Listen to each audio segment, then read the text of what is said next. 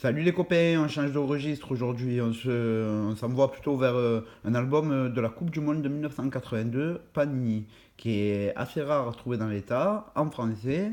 Et du coup, comme il est mis en vente et que je vais sûrement m'en séparer, du coup, je voulais quand même vous le montrer et vous faire partager ça aussi. Parce que c'est un album qui est vraiment très beau. Je suis pas forcément calé foot, je l'ai chiné en vide-grenier. Donc du coup, voilà, juste avant de le vendre, je vous le montre et je vous le présente. Alors voilà, vous avez la Coupe du Monde avec pas mal d'images sympas. Il y a pas mal d'annotations sur les matchs à l'intérieur, comme vous pouvez le voir.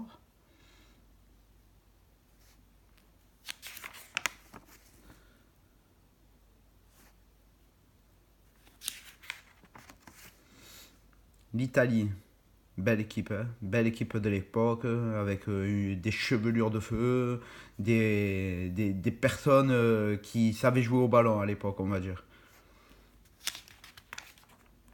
Comme vous pouvez voir, l'Italie contre la Polska 0-0, l'Italie contre le Pérou 1 partout, et l'Italie contre le Cameroun 1 partout.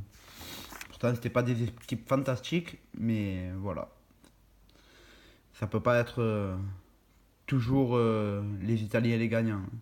À l'époque, tout le monde jouait bien.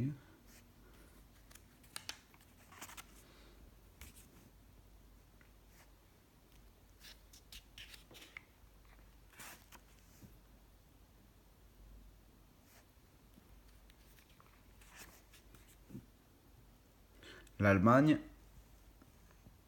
l'Algérie gagne 2-1 contre l'Allemagne. Et l'Allemagne gagne 4-1 contre le Chili. Eh ben, on n'aurait pas pensé à ça.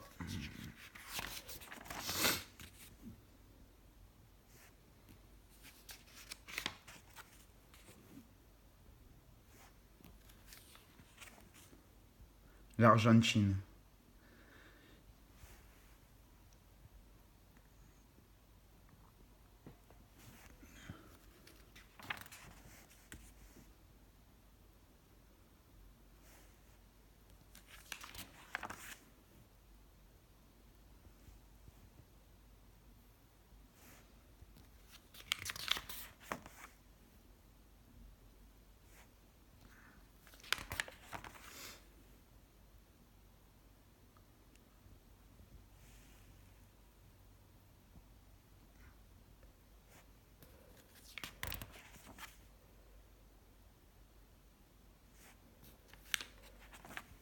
Et la France, bien sûr, avec Jean-Michel Platini. Ça, c'était des joueurs de l'époque, hein. On n'est plus sur les mêmes joueurs de maintenant. Là, maintenant, ils sont payés pour courir derrière un ballon et être payés des millions. Voilà, à l'époque, ils gagnaient pas autant, mais ils jouaient beaucoup mieux. Ça n'a rien à voir, hein. Jean-Amadou Tigana, Marius Trésor, Jean Castaneda. Voilà, ça c'était une belle équipe. Et d'ailleurs, on aimerait bien en retrouver des équipes comme ça. L'Espagne,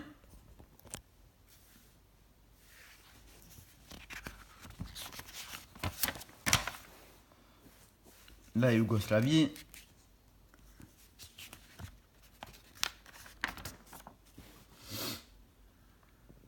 l'Irlande,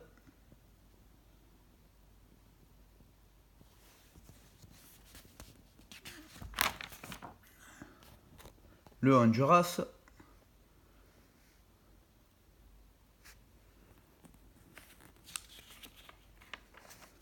et le Brésil, bien sûr, avec le petit junior de l'époque, Oscar et Gino.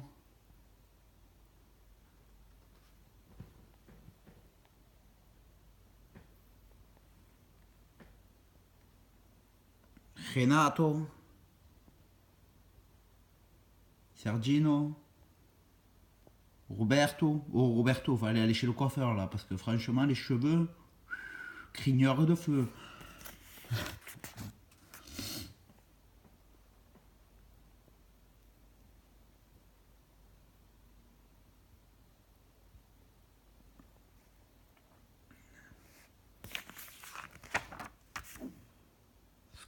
Scotland. Lui, je sais pas ce qu'il avait pris ce jour-là, mais il doit être sous LSD, sous quelque chose d'anodin, parce que il peut pas être normal là. Steve Archibald. Eh ben, toi, tu étais dans un pauvre état, mon vieux. Et voilà, on va terminer avec le New Zealand.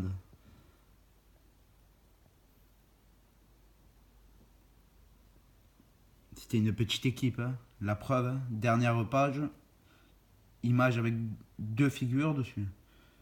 On a tout compris.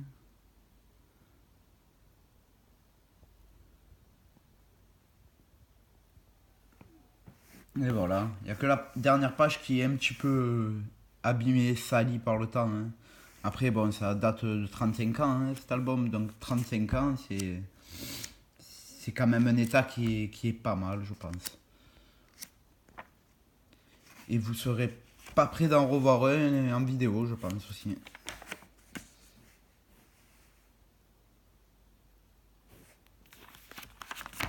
Bon, ben j'espère que ça vous a fait plaisir de voir cet album, car je pense que ce soir je l'aurai vendu et demain il partira. Donc voilà, je vous ai fait profiter un petit peu. Si ça vous a plu et que vous voulez qu'on fasse quelque chose un peu de différent que les cartes Pokémon, parce que des cartes Pokémon, à un moment donné, j'ai 5 séries, ça va aller vite. Ben, dites-moi et je changerai de thème. J'ai plusieurs collections, j'ai plusieurs. Et je chine beaucoup en vide-grenier, donc du coup, j'ai pas mal d'objets qui sont assez sympathiques à voir. Allez, sur ce, je vous fais un bisou de Marseille. Ciao, ciao.